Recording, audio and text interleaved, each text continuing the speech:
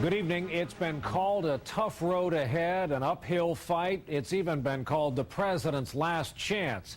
By all accounts, based on massive advance leaks by the administration to some reporters, the president is poised to send thousands more American soldiers and Marines to Iraq.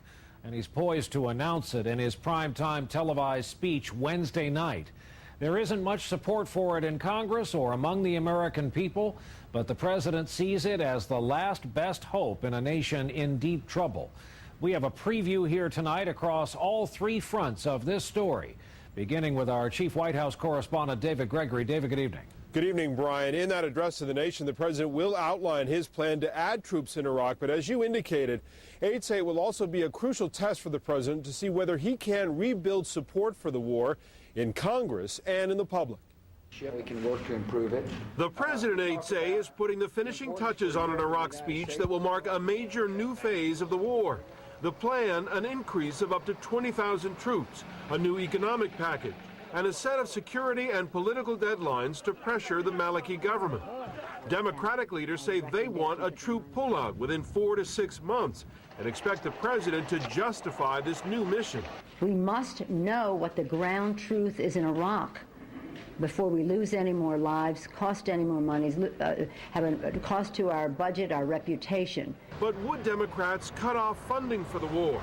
It seems unlikely. I'm not willing to create a situation in which troops who are already in Iraq might be shortchanged in some way because of restrictions on appropriations. Mr. Bush will also face opposition from Republicans who have questioned whether additional troops will make any difference. My own sense is that these are Iraqi questions that Iraqis must settle, whether they settle them peacefully or violently.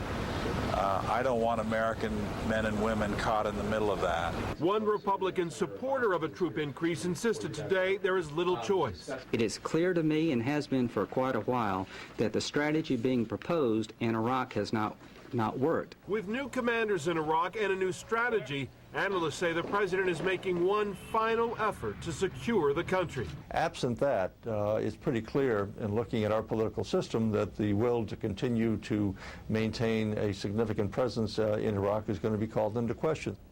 Aides say in his address on Wednesday, the president will try to make the case that the Iraqi government simply cannot survive unless the U.S. helps end the violence there. One advisor added the president must also manage the public's expectations because he says 2007 is going to be a violent year in Iraq.